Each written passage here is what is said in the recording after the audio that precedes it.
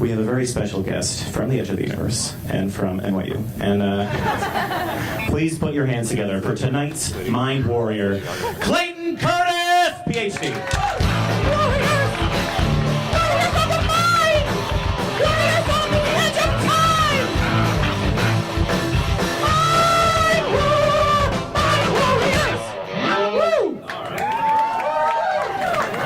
Okay, so let me begin with just a rhetorical question. Can we agree that the nature of man is irrepressible? Yes. All right, so, my clothes, they may hide my nakedness. Yeah, they're very nice. Greg's words may disguise his true design. Our actions may misrepresent our true motives. Despite a millennium of evolution, despite the social contract that we've entered into, the vestiges of our feral origins endure. The vestiges of our feral origins endure. Fuck. They are the sources of the conflicting drives within us. Ironically, the better man can sublimate his animal nature, the more successful he is at satisfying his animal desires. I feel really bad about my dildo joke earlier now. Nonetheless, men can learn, men can adapt with proper training. So tonight, we are going to help Greg become a more socially involved individual. Now, for legal reasons, we're not going to be able to shock the shit out of him. Thanks. So what we need is a way to see what he sees as a proxy for his true motives. So for that, I've built a kind of a geeky, do-it-yourself eye tracker that allows us to tell where Greg's looking at all times. We're going to put this eye tracker on Greg, and we're going to monitor his eye movements while he looks at a video. He made this thing. Scientist. Okay, so the white dot is where he's looking. So I'm not supposed to look at her tits. This is Mandy. Mandy's going to give Greg some advice. Well, it's important to have good eye contact. And with eye contact, I mean eye contact, not breast contact. Eyes are here, they're not here. I once had a colleague at work, and he was always staring at my breast when I was talking to him. We even noticed those things, and that's not a good thing. She's pointing at him. It's not fair. Okay, so surprisingly, I recorded this video of someone in my lab just to test to see if this would work. And I was really surprised that there was this kind of intricate dance between her eyes and my lab member's eyes. I was surprised because this is a video. It's not like she can bust him looking at her breast because it's a video. But he still actually tended to look down when she looked away. This indicated a very well-learned behavior.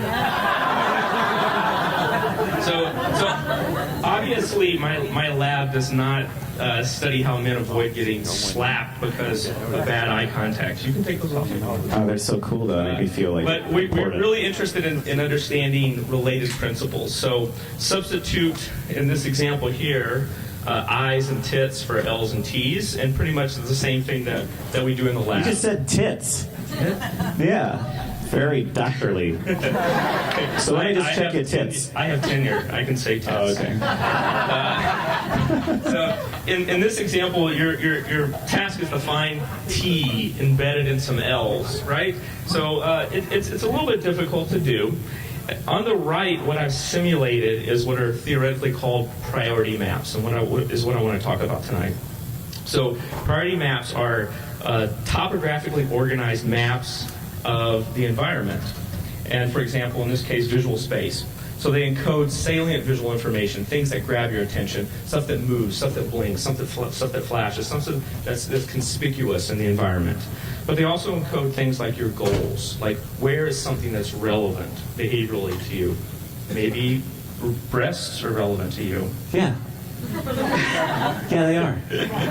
So, Got me. So this kind of simulated map to the right is an example of a model priority map. It represents all this information, the visual information plus your goal to find that T.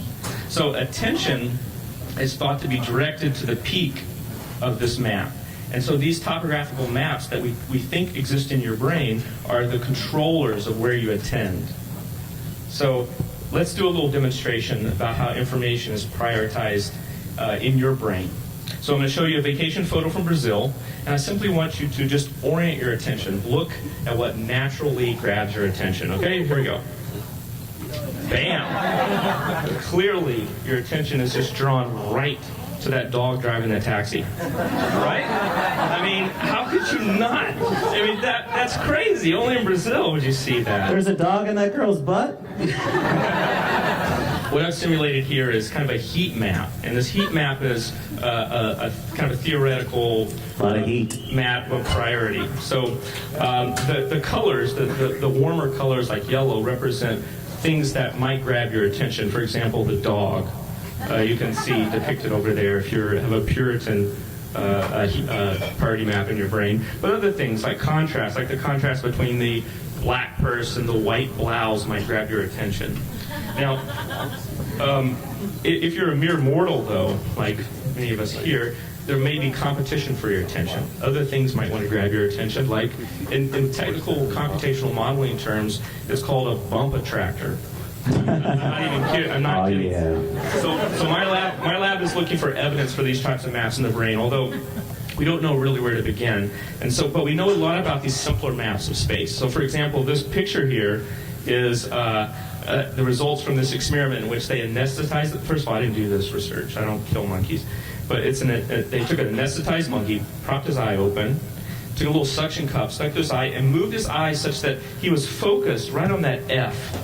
And that bullseye pattern was contrast reversing. The black was turning the white was turning black. And they injected a radioactive labeled glucose into his blood, and that glucose was taken up by metabolically active neurons. These neurons were the ones that were processing this visual information. Now then they, in the technical terms, they sacrificed the monkey. They removed his, hey, I didn't do this research. Roger, I didn't do it. We just benefit from it. We just benefit from it. We take advantage of it. 91, okay? Fetuses. None of us were even born then. Stem cells and fetuses, the same thing. So they took out his brain, they flattened his visual cortex, and they took a piece of radioactive sensitive film, laid it on top of his brain, and this was the image that came out. Basically, it's like using a monkey as a camera. Seriously, I can do this to any of you. So be careful. Yeah. You can see this correspondence between what you see out there in the world, where light falls on your retina, and how it's represented in visual cortex. So we have a spatial map of what we see out in the world that's represented in visual cortex. Now, how do we do this kind of mapping without killing people and flattening their cortex and using radioactive chemicals? What we do is we do it non-invasively with functional MRI, which allows us to measure neural activity. Our goal here is to stimulate the visual system in such a way that we can evoke a traveling wave of neural activity across retinotopically organized parts of cortex. So we have multiple copies, multiple representations of what impinges upon our retina, many copies. So my brain, that's where my brain is storing my sight. Yes, so your brain allows you to see things. All right, I'm on it. Okay, so what do we do with these visually mapped areas? Well, we can read them out, just like that bullseye that was done in the monkey, without killing monkeys. We can use statistical approaches that model this data. So, for example, in this study, these investigators, what they did was they built a model of what you would expect from visual cortex activation to predict what people were seeing. So people were seeing things on the left, and they could predict that based on the neural activity on the right. Now, it's kind of crude, but it's actually very reliable. You can do this. So we can actually, it's like holding up a card in front of someone's face and saying, what do you see? You can measure their neural activity and predict what they see. Oh, so you can see my dreams? You could see your dreams. That's pretty radical. What if I trip my balls off? Could you see my trip? Not to get all druggy on you. Possibly. That's a cool idea. Can I borrow that helmet? Just like the study I showed you where you could predict what someone's looking at based on that activity, we can actually predict, based on the neural activity in these parietal and frontal regions, where your attention is. We can predict not only where your attention is, we can predict where you're remembering a location, and we can predict where you're about to make an eye movement. And then what do you do with this information? You give it to some kind of killer robot so it can kill me?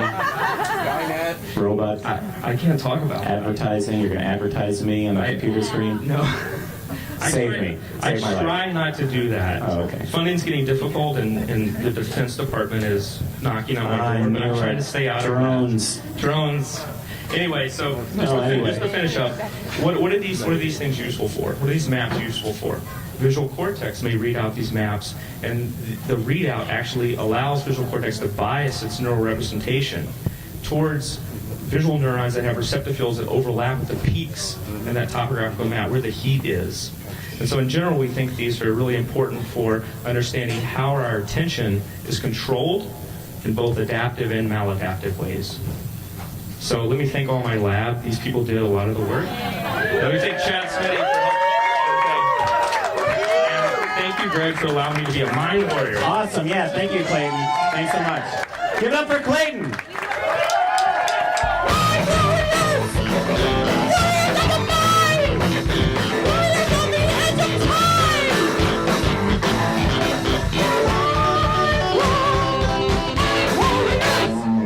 That was awesome, right? That was pretty cool. Is this yours? Give it up one more time for Clayton.